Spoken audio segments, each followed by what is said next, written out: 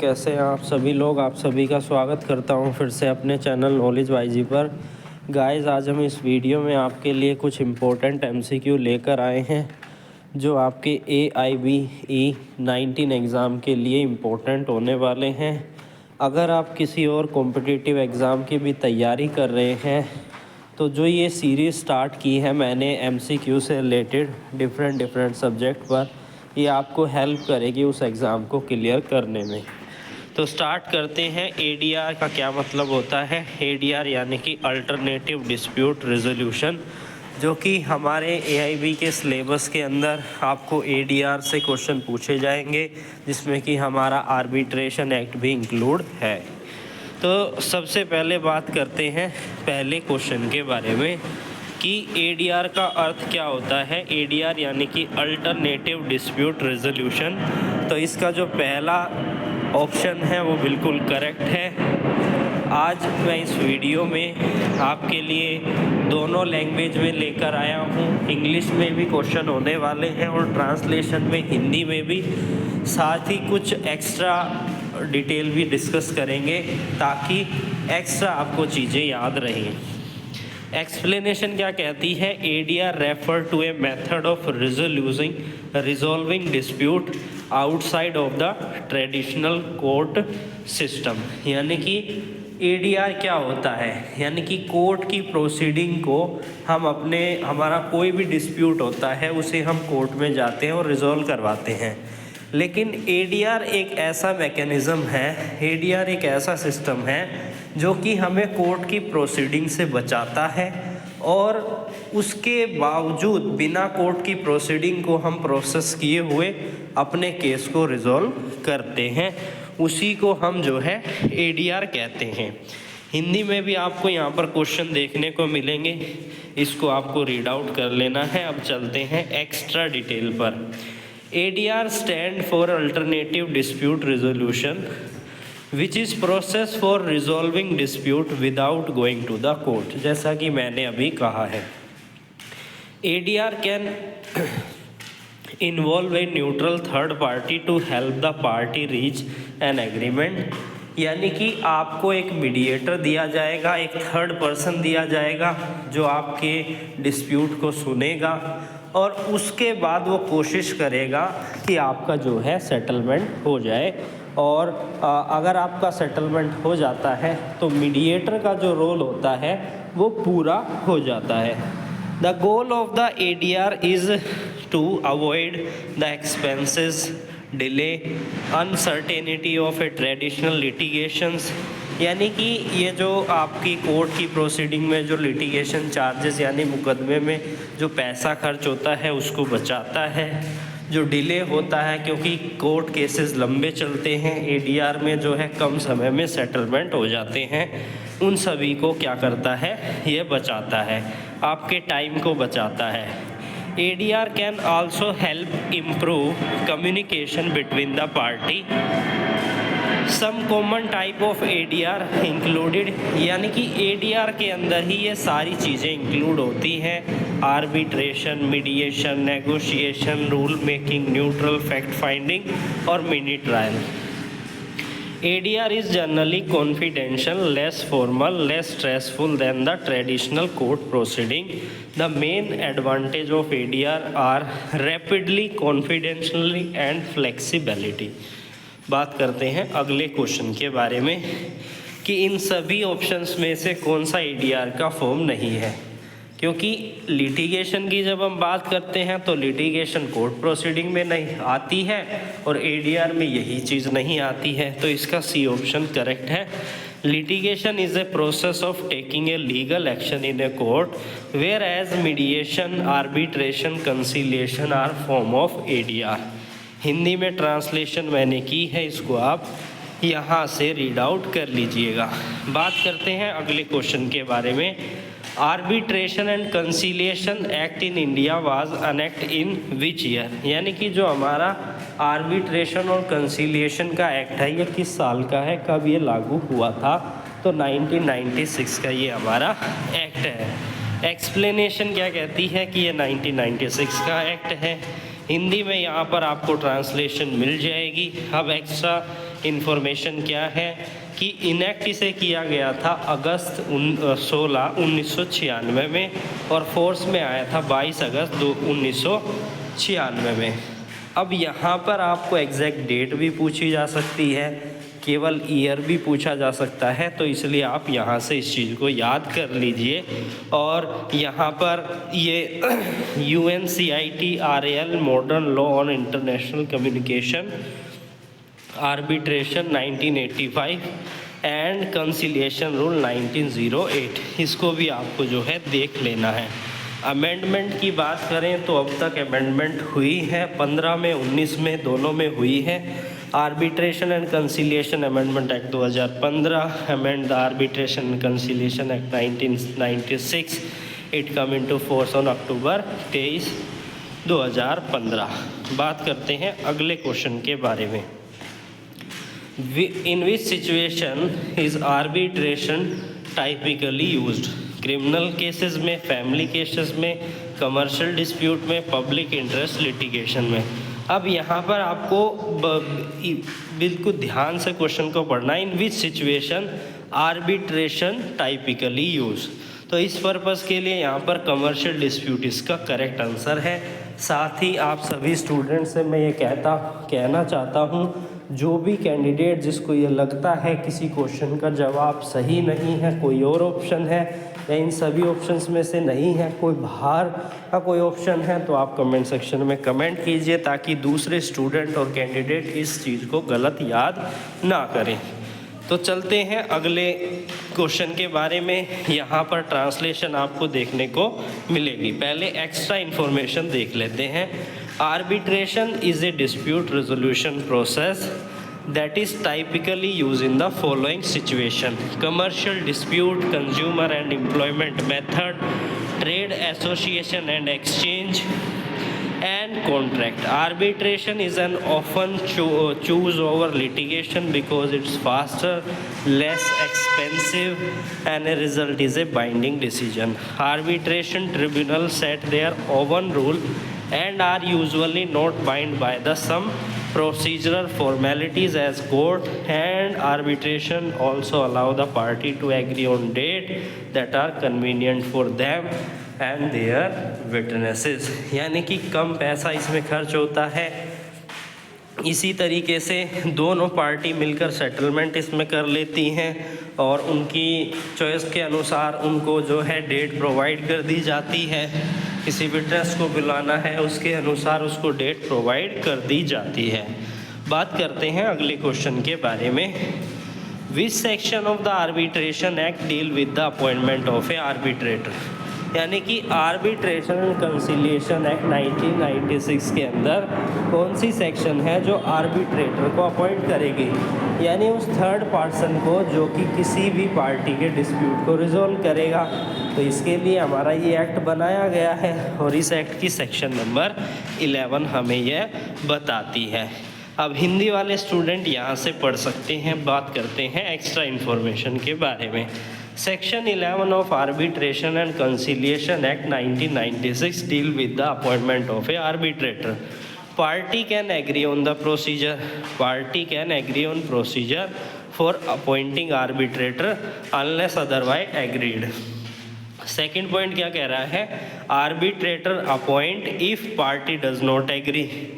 If party does not agree on an arbitrator within 13 days, the Supreme Court or High Court can designate a arbitral institution to appoint it। यानी कि party 30 दिन के अंदर arbitrator appoint नहीं करती तो जो हाई कोर्ट और सुप्रीम कोर्ट के द्वारा आर्बिट्रेशन इंस्टीट्यूट बनाए गए हैं वहाँ से अपॉइंटमेंट जो है उनको मिल जाएगा। हर एक कोर्ट के अंदर एक मीडिएशन सेंटर होता है, वो पार्टी के डिस्प्यूट को रिजॉल्व करता है। Chief justice can maintain A panel. Chief justice and high court chief justice can make a schemes. ये स्कीम बनाई जाती है और 15 और 19 में जो है मल्टीपल टाइम अमेंडमेंट जो है इस एक्ट के अंदर की गई है। बात करते हैं अगले क्वेश्चन के बारे में। What is the preliminary advantage of a mediator. अब यहाँ पर क्या फ़ायदे की चीज़ है जब हम मीडिएटर को अपॉइंट करते हैं, तो ये फ्लेक्सिबल होता है और ये पार्टी के द्वारा कंट्रोल्ड होता है। यानी कि कंट्रोल का मतलब ये नहीं है कि आप जो आर्बिट्रेटर है उसको कंट्रोल करेंगे, नहीं, इसका यहाँ पर ये मतलब नहीं है। Mediator allow party to have control over outcome and process making it flexibilities. यानी कि यहाँ पर कहा गया है कि मध्यस्थता पक्ष को परिणाम और प्रक्रिया पर नियंत्रण रखने की अनुमति देता है, जिससे यह फ्लेक्सिबल हो जाता है। Mediator have many advantage. अब यहाँ से इन सभी पॉइंट से आप और अच्छे से समझ जाएंगे। Preserving relationship, mediation can help preserve work relationship between the party and it can be healing process and encourage direct communication. यानी कि आपकी सीधी कम्युनिकेशन से होगी, बातचीत करेंगे, पार्टी भी सामने बैठी होगी, जो माहौल कोर्ट के अंदर है वैसा माहौल नहीं होगा।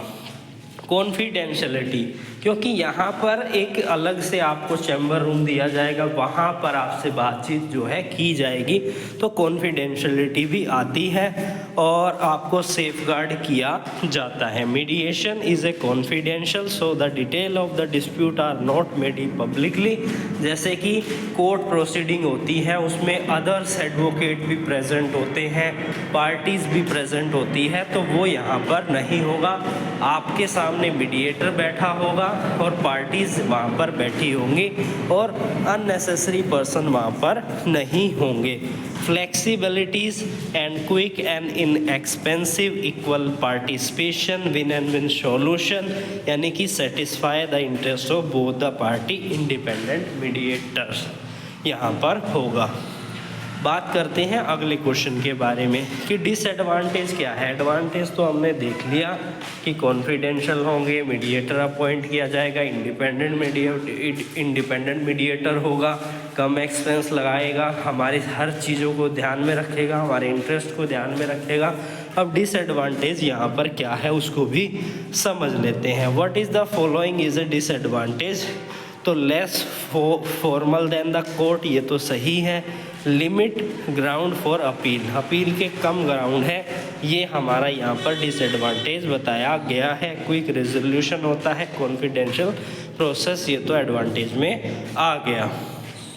अब बात करते हैं एक्स्ट्रा इन्फॉर्मेशन में कि डिसएडवांटेज क्या है। Lack of legal protection, mediator does not offer the same legal protection as the court of law. यानी कि जिस तरीके से कोर्ट ऑफ लॉ में फैसिलिटी आपको दी जाती है, लीगल प्रोटेक्शन दिया जाता है, उस तरीके से मीडिएटर में प्रोटेक्शन में यहाँ पर थोड़ी सी कमी होती है। Power in imbalancing, mediator assume that party have equal bargaining power, but this may not be the case. In an informal setting, a less dominant party may feel pressurized to agree to less favorable term. यहाँ पर थोड़ा सा pressuring की बात की गई है। Non binding, the formal outcome depend on party voluntarily agree, यानी कि अगर वो वॉलंटरली एग्री करेंगे तभी होगा। बाइंडिंग यहाँ पर इस तरीके से वो अपने आप को नहीं करेंगी। Unequal participation, limit scope, no solution, waste time and money, अगर वहाँ पर मीडिएशंस जो है सफल नहीं हुआ तो टाइम जो है वेस्ट हो जाता है। अब उनको फिर से कोर्ट में जो है जाना पड़ता है उसको रिजॉल्व करने के लिए। Withdraw from the process, other party कोई भी विड्रॉ जो है कर सकती है। अनस्किल्ड मीडिएटर हुआ तब भी वहाँ से अनप्रोडक्टिविटी देखने को मिलती है। बात करते हैं अगले क्वेश्चन के बारे में। What role does a mediator play in a mediation, कि क्या रोल प्ले करता है मीडिएशन में मीडिएटर। उसका काम है फैसिलिटेट करना, डिसीजन मेकिंग तो है ही, फैसिलिटेट करना, enforce of the agreement and जज। यहाँ पर फैसिलिटेट करता है mediator, facilitate decision and help party to reach a voluntarily agreement but does not impose a decision. यानी कि वो कोशिश करता है कि मैटर जो है सोल्व हो जाए, वो डिसीजन नहीं देगा कि आपको ये मैटर सोल्व ही करना है। पार्टी जब सहमत होगी तभी मीडिएशन यहाँ पर सक्सेसफुल माना जाता है। Mediator role is a mediation is to help the facilitate decision between the party in a dispute and guide them toward a mutual acceptance agreement, कि दोनों किसी एक मुद्दे पर आकर सहमत हो जाए और जो ये डिस्प्यूट है, अननेसेसरी डिस्प्यूट है, इसको रिजॉल्व कर लिया जाए। Neutral third party facilitator, communication expert होता है मीडिएटर, जो कि बातचीत करता है, करवाता है, किसी गंभीर सिचुएशन को इजी करके उसको सेटल करवाता है। कॉन्फिडेंशियलिटी होती है, mediator is a confidential process which means that any admission proposal offer for settlement can not be use in A subsequent litigation और आर्बिट्रेशन। बात करते हैं अगले क्वेश्चन के बारे में। Which section of the arbitration act provide for the termination of arbitration proceeding? क्या कोई रिलेवेंट सेक्शन है जो कि आर्बिट्रेशन को ख़त्म करने से रिलेट करता है? हाँ है, बिल्कुल है। हमारा है section number 32। Section number 32 of arbitration and conciliation act outcome the ground for the termination of a arbitration proceedings. बात करते हैं एडिशनल इंफॉर्मेशन के बारे में। Section 32 subsection 2 clause C of Arbitration and Conciliation Act 1996 provide for the termination of arbitration process. Arbitral tribunal can terminate the process if claimant withdraw their claim। यानी कि मैंने डाला है, मैं क्लेमेंट हूँ, को हम मीडिएशन सेंटर में गए और मैंने ही उसको जो क्या है उसको रिजोल्व मतलब कि विड्रॉ कर लिया, अपनी जो कंप्लेंट थी उसको रिजोल्व करने से पहले ही मीडिएटर से।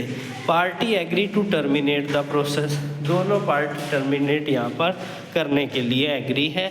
और arbitral tribunal find the continuous of process is unnecessary and impossible.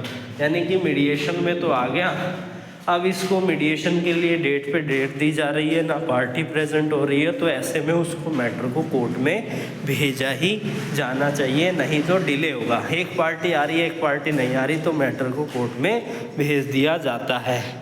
Arbitral tribunal is not required to consider the merit of the dispute when an application is made under the section 32 subsection 2 of clause C।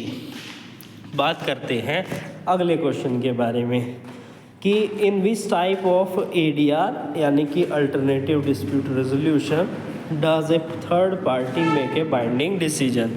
तो यहाँ पर arbitration इसका correct answer है। बात करते हैं थोड़ी सी detail के बारे में। In arbitration a third party making a binding decision. Definition दी गई है, process when we use advantage and other ADR method.